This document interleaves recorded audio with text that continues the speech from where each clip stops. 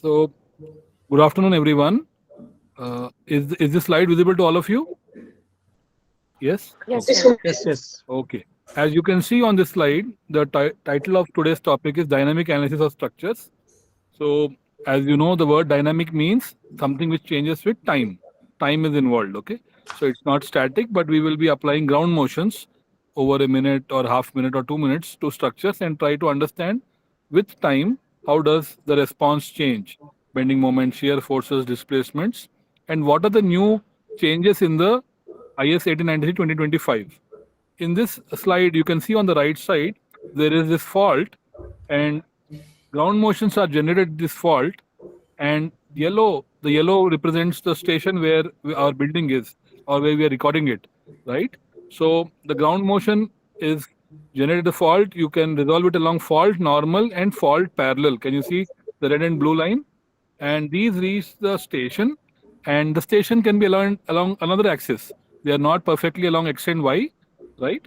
So we will see how to apply these ground motions with some two examples that me and Dr. Rajaram have done, and recently we have published a few papers. So in the end, I'll share some links. Okay, thank you, sir. So why has the code been revised? Because in the previous code, the dynamic analysis of structures was discussed with not so much depth, and we have realized in the last many few years that the number of earthquakes hitting the Indian landmass and causing the damage has increased, and the damage to structures has also increased. So you can see in this slide, the pink dots show the earthquakes which have occurred in the past. These are taken from the last 2000 to 3000 years history of India, either from written books or from legends which have been noted down. So as you can see, the Himalayan arc has the maximum number of earthquakes. So we roughly know that that's the place where earthquakes are going to be more in number, but about 60% more area of the landmass is also subjected to earthquakes. As you can see, the Gujarat region, the Koyna region, so far. So we have also seen a lot of earthquakes. So these need to be treated with now more details like near fault ground motions and far fault ground motions. So we now have more information about how near field earthquakes are different from far field. So the new code has given provisions for that. We will see. Next. So as I said, the risk to a structure is a multiplication of three things: hazard, side effects, and vulnerability. Hazard is always existing, right? Hazard is the probability of ground motion. What is the chance of ground motion occurring? It is always existing, like the hazard to a person because of smoking, right? I say risk is not hazard. Risk is hazard into the vulnerability, into the side effects. What is vulnerability? Vulnerability, as you can see, the building type and typology, the population density, the land use, right? All these are vulnerability. We are making our buildings vulnerable, so we can reduce the vulnerability a lot, but we cannot reduce the hazard a lot. Hazard is nature given, but vulnerability can be reduced. Similarly, by having higher knowledge about side effects or better knowledge about side effects, we can quantify it. So these three together give a risk to the structure: hazard, side effects, and then vulnerability. So ground motions, when we incorporate them into dynamic analysis, they do account for many of these three: hazard, side effects, and vulnerability. So the dynamic analysis therefore becomes important. Next. So quickly, I'll go through in the next 5 minutes about 15-20 slides on the basics of earthquake, which you are aware of. And this is required to understand why ground motions have been introduced in the new code. 30 ground motions have been introduced for various zones, and you'll understand why they have been introduced. So as you know, earthquake is simply a shaking of the earth, but it occurs due to a disturbance inside the earth. The disturbance is not on the earth, but inside. You see in this slide, there is a focus, and on top you have epicenter and then buildings. Next. So earthquakes can be tectonic or non-tectonic. Tectonic are the ones which occur on the plates. So next.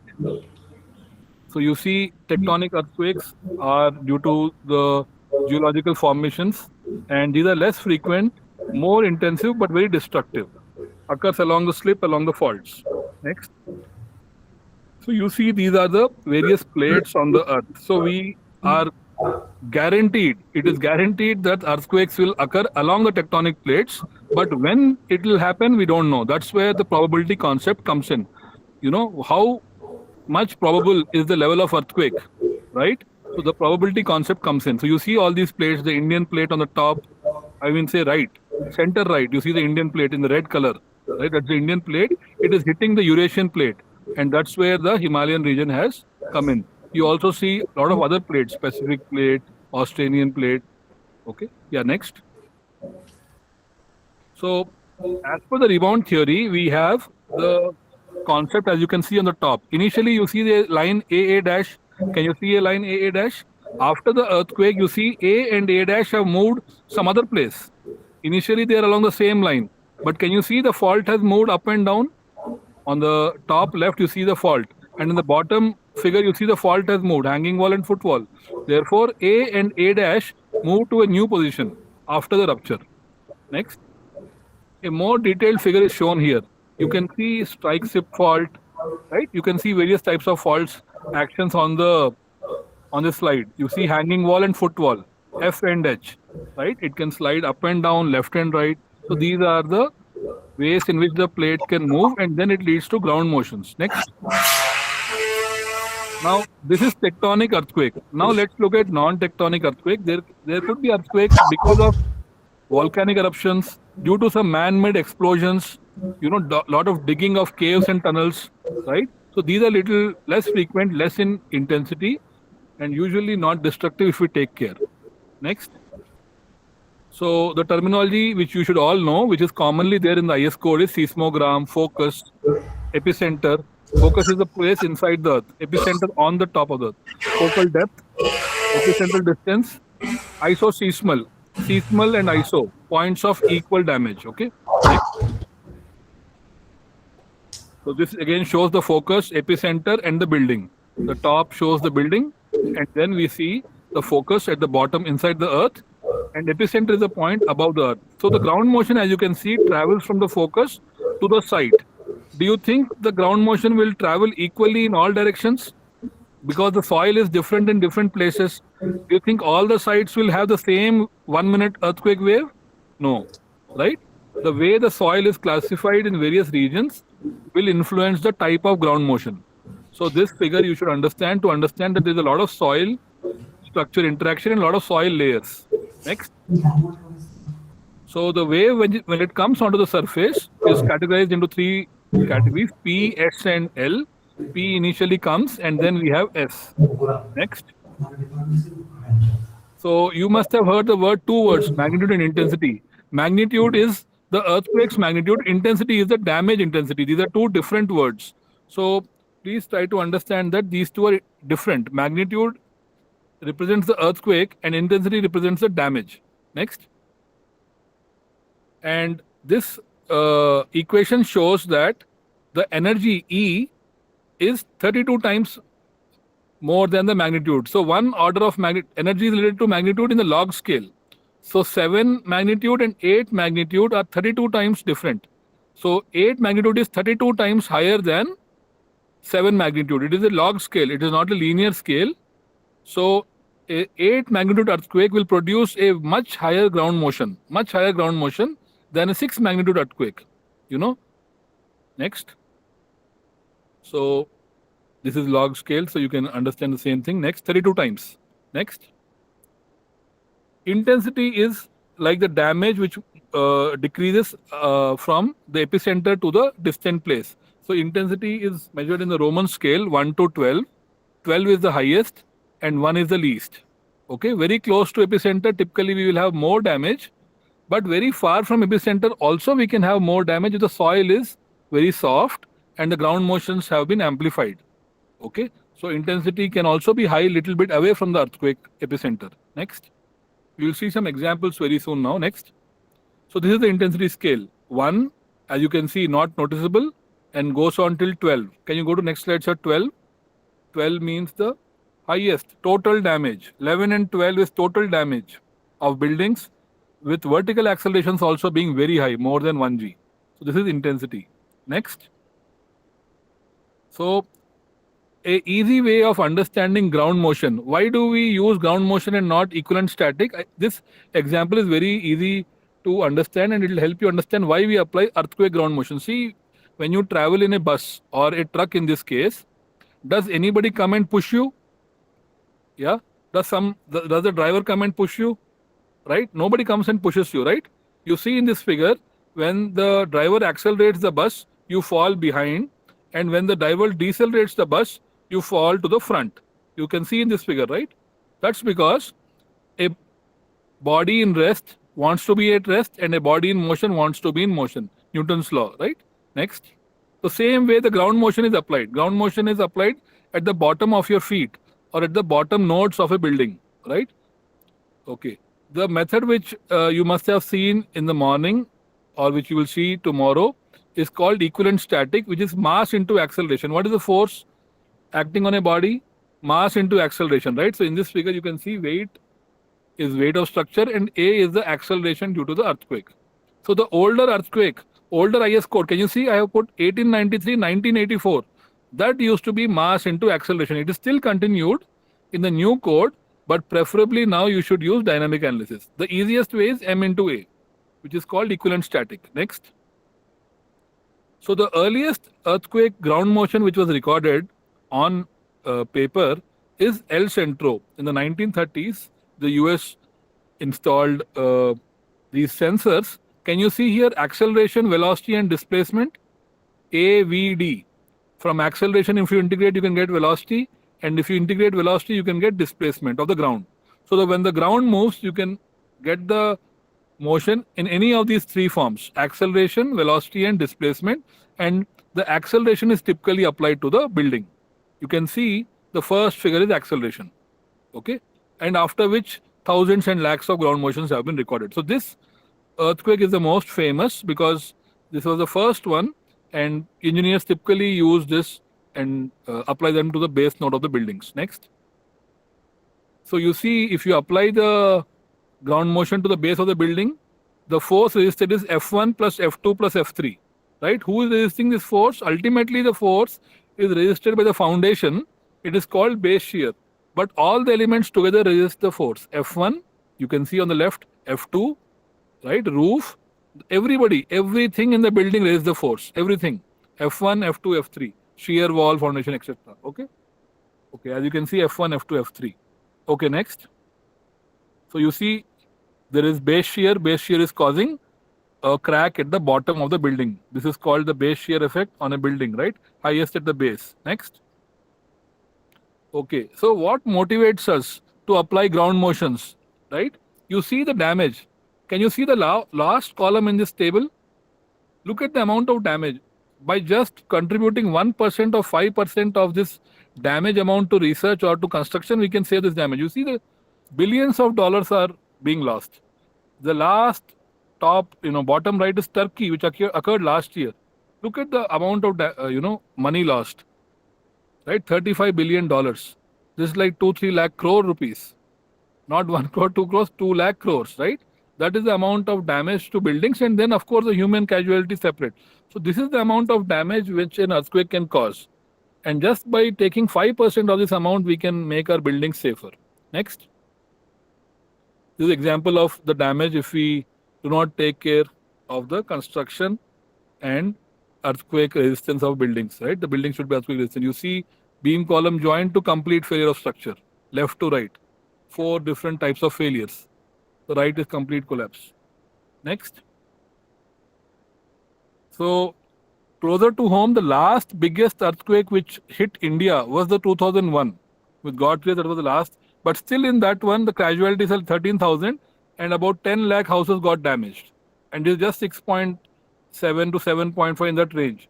Magnitude. 7.6 is the most accepted, 7.6 magnitude is the most accepted value, And most interestingly, 250 kilometers away from the epicenter in Ahmedabad, buildings got damaged. Okay, 700 people got fatality in Ahmedabad casualties, which is 250 kilometers away. So 10 lakh houses. Next. This is aerial view of the damage in the epicenter. Epicenter has near fault.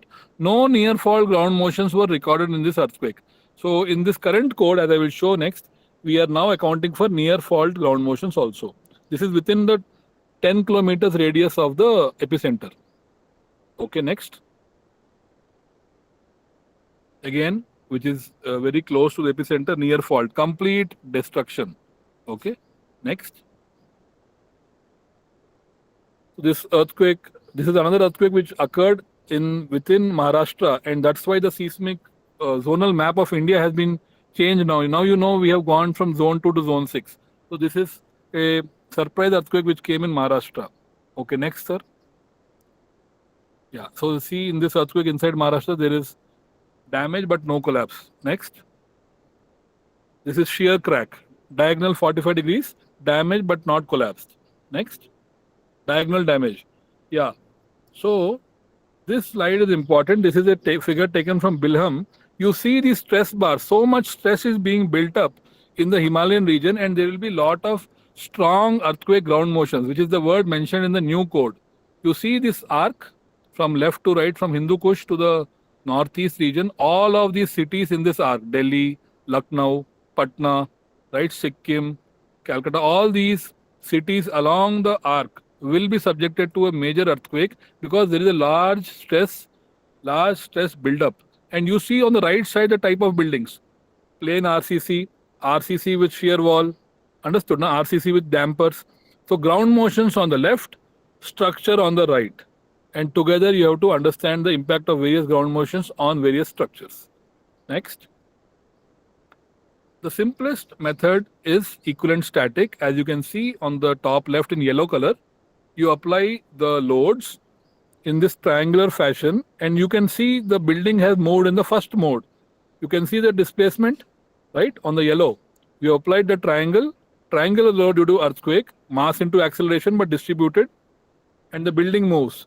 The same thing can be seen on the right hand side for a 9-story building, right? Initially it was 3-story, and now you can see the same thing in a 9-story, right? So you get story shear and you also get base shear. This is the easiest method. There is no ground motion. You just apply M into A, which is weight of the building divided by G into A on all the floors. Okay. Next. The next method, which is like pseudo-dynamic, here we call it modal analysis. Let's say the same building is there. We have 3 major modes: mode 1, mode 2, and mode 3. You can see the 3 modal shapes: first mode, second mode, and third mode. The feature here is, in the first mode, all 3 floors have moved to the right. In the second mode, 2 floors have moved to the right and 1 floor has moved to the left. And in the third mode, you see first floor is on the right, second floor is on the left, and third floor is on the right. So a building will vibrate in all 3 modes in 3 frequencies, as I will show further. And then you have to combine them to get the total response of the building. This is called modal analysis. Next. See, you can see here G+2 building, first mode, second mode, and third mode. These mode shapes are fixed. Can you see mode 1, mode 2? This shape is fixed. Each shape will vibrate with a frequency F1 or omega 1. Can you see F1, small F2, and small F3? All 3 of them move at different frequencies. First mode moves slowly, second mode moves little fast, and third mode moves even more faster. So all 3 modes move independently, but the shape is fixed. Can you see 3 shapes? These 3 shapes are fixed, but they will move with different frequencies, and all 3 will not participate equally. First mode may participate 80%, second mode may participate 12%, and third mode may participate 5%. So there is participation factor. It's like weighted mean. You can see capital F. So you have to combine all 3 answers with a weighted mean. Next slide will show you the example. Next. You see here x1 f1 u1, x2 f2 u2, x3 f3 u3. So you combine the answers of all 3 with a weight and then square them and take the square root. This is called SRSS, sum of square root of, square root of sum of squares. S is square, R is root, SS is sum of squares. So can you see we have summed up all the 3 responses? and then got the answer. This is called the response spectrum method. Next. Now, the method that we are discussing today, on which our focus is, which is called the dynamic analysis method, where we directly use the ground motion. Can you see? We directly input the ground motion to the base node, right? And then combine the responses. Okay. This is where what I'm showing you now is also modal time history, in the sense the ground motion is applied independently to three modes. Can you see? First mode, second mode, and third mode. When you apply ground motion to first mode, can you see output is also a wave? See, we'll stop here for a minute. Please see, input is a wave of 1 minute, output is also a wave of 1 minute, right? Can you see three outputs? Each output is 1 minute or half a minute long. It's a time series, right? So therefore, answer is also time series. On the right hand side, can you see the output of the structure, whether it is displacement or bending moment or shear force, is also time series. Input is a time wave of 1 minute, output is also a time wave of 1 minute, right? So therefore, you can take the peak of the output. So input is a wave of amplitude A, frequency F, right? So you have these three. This is the way you can combine the time history from three modes. This is modal time history. Okay, I hope you're able to understand that the top node has moved in three different modes. Mode 1, mode 2, mode 3. Not in the same direction all the time, right? Mode 1 and mode 3 on the right. Mode 2 to move to the left. So you have to add them. Okay. So I hope you understood the concept of modal time history. Next. This structure is showing you something with damping. Buildings also have damping, right? So how do you model this in a software like ETABS, right? So can you see the top? Top is called a simple, M and K model, stick model, right? One mass, one stiffness. Second is M1, M2, M3. You have three masses, G plus 2 structure, right? M1, M2, M3. And similarly, the third one has M1, M2, M3 along with C1, C2, C3. The second one, there is no C. There is K1, K2, K3. So mass, stiffness, and damping, right? So force is resisted by both the damper and also the stiffness. So you can idealize your structure in whichever way you want. Ideally, you should consider the third way. Okay, next. That was the idealization structure. How many outputs can you get? Can you see the yellow table? We have done the answer using two methods. One is response spectrum and one is time history. Can you see the blue circle? The answers are almost close. By considering three modes, how many floors this building has? Three floors, G, right? G plus 3 or G plus 2 building. So you can see there are three modes, and all three modes combined will give you the answer, right? You can do using response spectrum, or you can directly apply ground motion and check the output of the top node. Can you see answer is almost similar, 196 and 199, right? The top figure shows you degree of freedom. Each floor can move in X, Y, Z, then rotation in X, Y, Z. You can compute as many responses as you want. I am showing only one response, which is displacement response. You can also get rotation response, bending moment response, shear force response, right? All these responses, and check the answers. Next. Okay, so now we'll pause for a minute. Can you see here ground motions which look almost same, but they are not same? There are 6 ground motions. Do you think all of them are same? No, right? They can have same PGA, same acceleration level, but they can have acceleration twice, or they can have different frequency content, or they can have difference in duration. So each of these will give you a different answer. That's why the code is now asking you to run 30 ground motions, not one, not two. As we will see in the next few slides, you have to run 30 ground motions and take the envelope, the maximum response of the 30. It looks almost same, just like your fingerprint and my fingerprint looks same. But the fingerprints are not same, right? Everybody's fingerprint is different. Similarly, ground motions look almost same, but they are not same. The answer will be very different because of resonance and amplitude reasons. Next. Okay, this is called the response spectra. As I told you, you can take the first mode, second mode, and third mode time period from this and find out the answer. Next. So you can skip this. Next. This is the fault which I have shown. Next. Yeah, I told you the basic method by which you have learned is mass into acceleration and equivalent static, but today we will be learning dynamic. Next. Yeah, next. Inertia force. Yeah, this is what I want you to understand. Why is the code giving you 30 ground motions? The new code is asking you to run 30 times. Can you see the frequency of this wave? Number of cycles per second. Now in 1 second, how many times the earthquake wave has come? Once, twice, thrice. Generally it comes 10 to 20 hertz, 20 cycles per second, right? So in 1 second, 20 waves will come and hit the building. That is called the frequency of the earthquake. So the frequency of the earthquake will keep on changing from ground motion to ground motion. It is not same. When an earthquake hits the Himalayan region, Delhi, Lucknow, Kanpur, all of them will have different ground motions, right? So please understand that the frequency is very important and it should not match the resonant frequency of the building. Next. So you see, the previous slide showed you the frequency of the wave. What is this slide? This slide showing you the time period of the building, T equal to 2 pi root of m by k. This is the natural period of a building. Every building has its own natural period. Okay. So the applied wave should not match the frequency of the building. Next. Yeah, you see if it matches, then there is damage. You see a lot of damage to the columns here.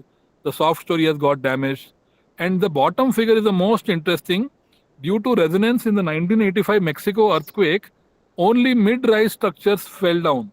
Low-rise structures did not fall down, tall buildings did not fall down, but the bottom figure shows you in the 1985 Mexico earthquake, only the mid-rise 8 to 11 story buildings fell down.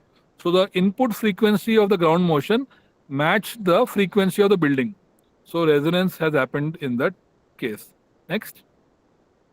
Resonance, that's what I was saying. Next. Right? You see each building has its own period. Can you see 2 story, 0.2, 1 story, 10 story, 1 second? Right? This is the natural period of the building. The building likes to vibrate in this time period. It's the building's own property, inherent property. The wave should not have frequencies which should hit the building, with the same frequency. If at all, then you should take some precautions. Next. So yeah, apart from the frequency, amplitude, frequency and duration. These are the three properties of the wave. A, F, D. The A is also important. The A, which is the amplitude of the ground motion, is sometimes amplified due to soil. Certain places where we have soft soil, the ground motion is increased in amplitude by a factor of 3 or 4. So let's say I feel 0.1, somebody close to you can feel 0.3 because there is soft soil in below his building. Okay. So amplification of the same wave can happen because of the soil properties. Okay. So A has increased. Next. Yeah. I told you Mexico earthquake, resonance has happened. Next. Yeah. Soft story in the ground floor can lead to damage. Next. We'll move a little fast here. You can see here shear force diagram. Can you see a bending moment diagram? The bending moment is highest in the ground floor. And if you have higher A and a good frequency which matches the building, this will become even more high. So bending moment in the column will become even more high and the ground floor column will collapse. Next. You see here, ground floor columns have collapsed and the building is going to fall down now, right? The bending moment has become very high. Next. Again, you see the car parking is gone. The building has fallen on the car parking. Next. Again, you see in the Kobe earthquake, one mid-rise floor was weak and there the building has collapsed that floor. 1995 Japan earthquake, Kobe. Next. Okay, this is showing the bending moments in joints and columns. Okay, so the lateral force is causing maximum moment at joint. Okay. Next. The deflection is maximum at the top. Bending moment and shear force is highest at the bottom, but deflection is maximum at the height. As per the IS code, it is 0.004. Okay, or you can take h by 500. Lateral deflection should not be very high. If it goes beyond certain limit, the building will fall. Okay, next. You see here, this is California earthquake 1994. Next. Almost like cantilever beam. A building is like a vertical cantilever beam, right? Okay, next. Yeah, you can see a plinth beam therefore can help. Can you see one plinth beam at the bottom of the building? If you make the soft story, the column height low column height in the ground floor, right? That will help. The plinth beam cuts the effective length of column, right? And therefore it can reduce the bending moments and the forces. Next. Similarly, large masses on top, that can also cause a lot of forces. So swimming pool in the top of the building, right? It can cause. Next. So therefore, today we are looking at the last red colored method. Can you see the red color method? Inelastic time history or elastic time history. A 1 minute earthquake wave will be applied. Next. So the most complicated is non-linear time history analysis. That is the best and the most complete, and the easiest, but the least accurate would be linear static, right? So we want to deal with the topmost method because the new code allows time history analysis for all structures. Next. So this is higher modes. Next. First mode, second mode, yeah. So now I will tell you some important features and then show some examples. Please look at these colors. The code is giving these lines. Earthquake analysis of structures should consider, look at the blue line, realistic and strong earthquake response under structure ground motions. Okay? I think the wording here is wrong. Realistic, the word is strong ground motions. Realistic earthquake response under strong ground motions. To obtain what? Can you see? To obtain what? Stress resultant in structural elements, deformation in members and nodes. Can you see green? We can get stresses and deformation in members, which is beams and columns. And also we want to see nodes, deflection at nodes. And what is the last line in purple? At each time instant. These are the words in the code. These are not my words. Words in the code. So the code wants you to run ground motions and get stress resultants, deformations at each time instant. So therefore you need to apply ground motions. Next. But you cannot apply whatever ground motion you like. The code has given you 10 pages of ground motions. This is downloadable from BIS website. 30 ground motions for each city. 30, each zone. Okay. Why? Why has it given 30? Can you see here the blue and green? The strong motion appropriate for use should be consistent with the tectonic and geotechnical conditions of site. You cannot use Bombay's ground motions in Delhi. You cannot use Delhi's ground motions in Hyderabad. Each city has its own ground motions. Okay. Compatible with the green color, compatible with the design acceleration spectrum. The ground motions have to match the UHRS, Uniform Hazard Response Spectrum. Okay. So the ground motions have been designed such that they are matching the response spectrum. Okay. And what is the last line in black? After you apply all this, while examining the response of the building, it is necessary to consider the envelope response. 30 ground motions, how many will you take? You are applying 30, not 1, 2, 3. Is 1 accurate? No, you apply 30 ground motions. Out of 30, you will take the maximum envelope, not one maximum. Envelope of all. You run all 30. Plot all 30 bending moments or shear forces or displacements and then draw an envelope. Not first, second, third. It can be first, second, 28th, 24th, 30th. A envelope of all 30 answers. That is what the third line is. Run all 30 and make the envelope the top maximum of the answer. Next. So yeah, now this is understandable, I think. So ground motion has three waves, 2 horizontal waves and 1 vertical wave. They have given that in the code. X, Y and Z. Ground motion is not one, right? At each side, you can move along X, Y and Z. Okay. So they have given 3 ground motions.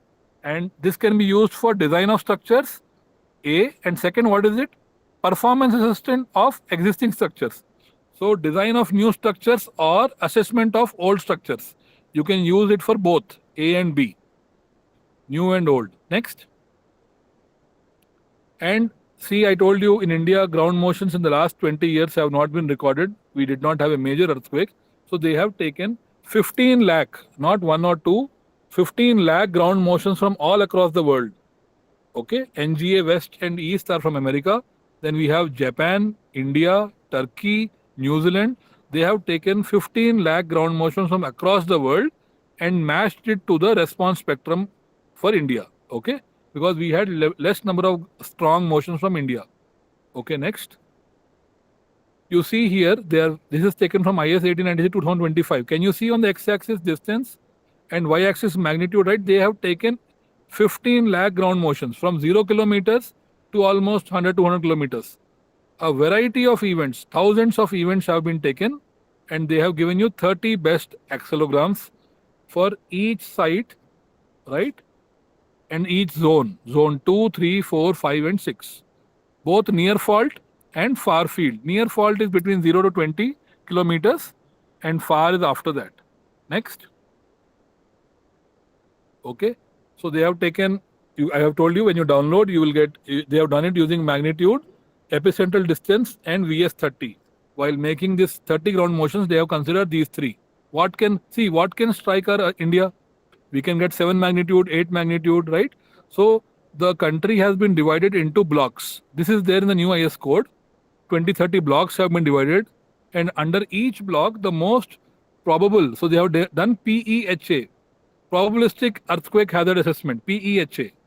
You can see in the IS code, I think the professor before me has covered the hazard. So India has been divided into zones, and for each zone, the most probable EHA, PEHA has been done, and then the response spectrum has come, and then they have derived the ground motions. Next, 15 lakh, as I said, yeah. The target spectrum, it is given for class A, class B, class C, and class D. There are 4 types of soil, A, B, C, and D, and they have given that. The target spectrum, this spectrum has to be reduced or multiplied by a factor called Z. Z is zone factor. This zone factor is higher than the previous code. A, B, C, D. Okay, 4 zone site classes. I think the previous speaker may have shown you. Next. See, so I am showing you now example of 30 ground motions. This is taken from the IS code. You see here the blue colors are the 30 ground motions. Black is the IS code response spectra. Okay, so 30 ground motions for zone 6, which have been given to you, are like this. Okay, next. Another screenshot. Can you see here in this slide, they have given you site A, site B, site C, site D. Can you see here? And the name of the ground motion is shown. Can you see NF1, NF2, NF3? This is called near fault. Okay. So if your building is close to the earthquake fault, you should use near fault. Especially in zone 5 and 6, the code mandates that you should use near fault. Zone 5 and 6 are the highest hazardous regions in India. So you should use near fault and far fault. So you can see here, for all site categories, ground motion table is given to you. It is downloadable for free. You can download 30 ground motions. I am showing you here about 6, okay, or 7. 30 files are available. The acceleration units, I think, are in meter per second square. You can convert them to G also, and then apply it to the building. Now I will show you some example where we have applied to it a building. Next. So they have given you the 30 best. Why they have given you 30 best? Why not 1? You must be thinking, why our life has been made so tough? Why should we do ground motion analysis 30 times? Because to get one perfect ground motion is very difficult. Can you see? It is so difficult to get the ideal ground motion. Can you see in this slide? Magnitude has to match, distance has to match, your site to distance, fault distance has to match, the fault rupture has to match, the path has to match, and the geology has to match. Can you get one ground motion for every building like this? Very difficult. So therefore, they have given you this. Okay. The ideal accelerogram is difficult to get, so they have given you 30. You have to run 30 and get the envelope. Next. So what they have done in this code is they have taken all these ground motions and over lakhs of ground motions. They have selected certain magnitudes which can occur at every fault, and by considering various soil types, they have selected. This is called selection. Can you go to next slide? After selection, they have scaled it. Can you see there are two types of scaling: amplitude scaling, where you scale A, and spectral matching, where you scale omega and phi. Okay, waves are basically summation of sine waves, A sine omega t. So either you can increase A or you can change omega and phi, and you can match to the response spectrum. That's how they have given you 30 ground motions. Next. So they have done these amplitude, spectral, and normalization. Next. And you see, like this, they get the, with the black line maybe the Indian code, and then whatever 30 ground motions they are giving you will be matching roughly the spectrum that we have. Like that, 30 ground motions have been given to you. You have to run these 30. Okay, all 30 will not exactly match. So now you see, earlier all 30 will not exactly lie on the black line. They will roughly lie along the black line. So that's why you have to run 30. 30 have to be run. Next. So we started from 1. Now I have put in blue color 30. Earlier we used to do 1. Then we made 3. Second point you see now. Then we went to 3. Then we went to 5. Then somebody said 7. Fourth point 7. Right? Then somebody said 11. Now finally we are moved to 30. 30, 30. Okay, 30 ground motions has been agreed, and you have to run 30. Not 1, 2, 3. 30, and that will help you in the design. Okay, next. You see the difference in the left and right figure? Left is called near fault or pulse like, right? Can you see a sharp pulse? The current code is giving you this type of pulses. 30 of them it has given you for zone 5 and zone 6. Right side is not pulse. Left side is pulse.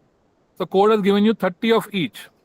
Okay. So if you're in a hazardous zone, you should use both pulse and also you should use non-pulse. Okay. Both should be used. Next.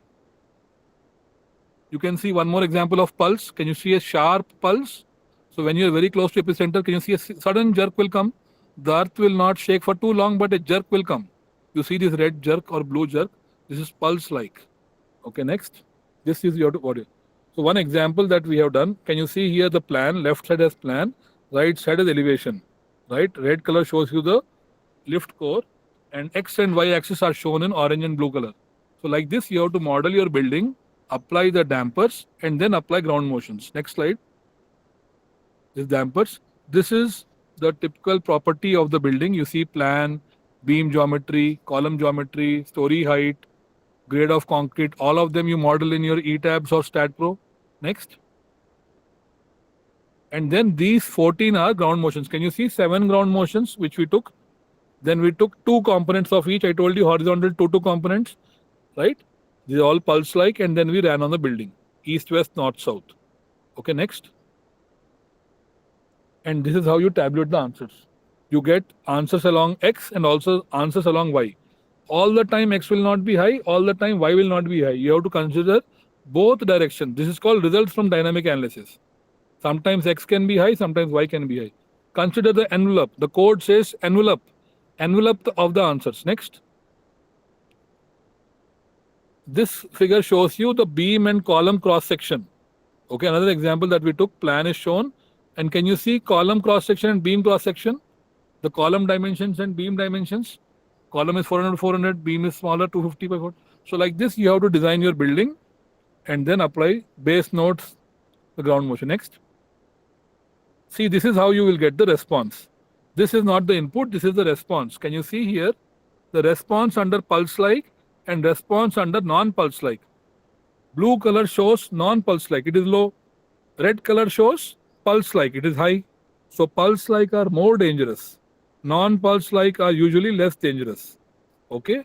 So pulse like has caused lot of damage. Can you see on the right hand side, orange color has been the damage due to pulse like, and green color is the non-pulse like. Both buildings are at the same distance. Both buildings are at the same distance, but pulse like ground motion can cause more damage. Therefore, the code is giving you 30 pulse like ground motions. You should run both pulse and non-pulse. What does brown mean here? Yielding of rebar, performance criteria. Okay. What does green mean here? The concrete crushing. concrete can crush or rebar can yield. So you can see that pulse like has been explicitly considered. And the top shows you time history. I told you the output is also time history. Input is time history, output is also time history. Top is the acceleration, bottom is the response. Top is the input, bottom wave is the output. Okay, and the right hand side shows the damage or the performance criteria. What has got damaged? Okay, I hope this is clear. Pulse and non-pulse, the damage. Okay, next. Just last 4 slides. And these buildings that I and Dr. Rajaram took, they are real life buildings. They are not some artificial building that we chose. This is representative of a real building which has collapsed. Can you see here 2 or 3 buildings which are G+3 or G+4? We have taken the same building, same properties. On the right hand side, you see the column and beam properties. The same steel rebar in the beam. Can you see one column is highlighted and one beam is highlighted, right? We have applied the same building properties and then applied pulse like and non-pulse like. Okay, then we will get the exact answer. If the building is correct and the ground motion is correct, then the answer should roughly be correct, right? Next. So see, again, same thing, one more case we have taken. This is G+2. In this case also, we did one other paper. The link is there. This paper is also based on real life building, G+2 building. The column and beam cross section are given. Properties of the steel, Poisson's ratio, Young's modulus, beam dimension, column, all are input. And then we put the pulse like ground motion and non-pulse like ground motion for 1 minute, roughly 60 seconds or 45 seconds. Next. Right, again we see the damage. Now instead of time history, in this slide I am showing you performance criteria. Can you see I have titled it performance criteria. Every time you don't want to see time history. 60 seconds output you don't want, right? Maybe you don't want to see. You want to see what is the performance or the maximum damage, right? So the right hand side shows you the 4 performances. Can you see here? Spalling of concrete, crushing of core concrete, yielding of rebar, and shear failure of column. This is the performance, right, or the behavior of the building, how well the beam has performed or the column has performed. The left hand side is showing you same thing in orange and blue color. Can you see here orange and blue color? Orange color represents steel yield. Blue and brown represent shear and chord rotation. So you can also get the performance criteria, not just output in terms of time. You can also get what is failing at what time, what is the performance of steel, what is the performance of the beam in shear. Okay, you can get for material. What are the materials? Concrete and steel. What are the elements? Column and beam. So you can measure performance of a beam or column, or you can also measure the performance of a material, concrete or steel. All 4 are shown in this slide. That is how you can get the response from a dynamic analysis. Next. So now last 2 slides. Here you see after we input the ground motion from the left to right, finally we get red color fragility curve. Fragility curve represents the probability of exceeding a limit state or performance of a element or a structure. Left hand side, let's start from the left. Left is the input. Can you see input? All of these are inputs. How many inputs will you give? 30 inputs, not 1 or 2. 30 inputs you have to give. Code is asking you to give 30 inputs, 30 times. Second is the building or the bridge. Can you see here a bridge is there? Right? You have to take one bridge, or if you want, you can take 30 bridges also with slight change in FC or FY of the steel or concrete. These 30 inputs are acting upon the building or bridge will give you so many outputs. Can you see outputs in the third column? Column or component response or building response, right? So input, building, output. This can be plotted as a graph. You can represent the output in terms of a linear line, or you can measure it with capacity and then plot a fragility curve. Demand and capacity, when you compare them, you can get fragility curve. X-axis shows ground motion intensity, y-axis shows probability. Okay. So the table here shows the same procedure, whatever I have spoken out, from input wave to output and from output to fragility curve. That is the final performance based engineering, PBE, performance based earthquake engineering. Okay, next. And this is what I just now told you. Left side shows demand, earthquake. Right side shows capacity. Uncertainty in building capacity or bridge capacity, uncertainty in earthquake ground motion together will give you fragility curve. What I just now told you. Next.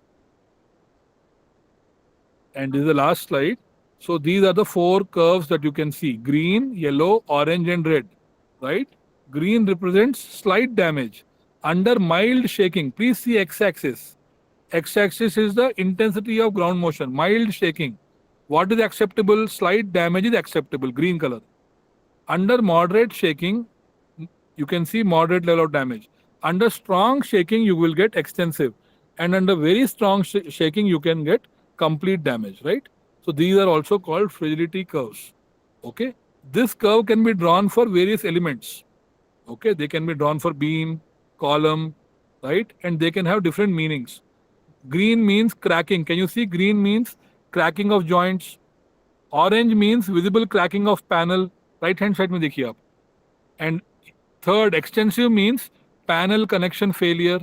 And fourth, complete means beam and column failure. These are the four levels of damage.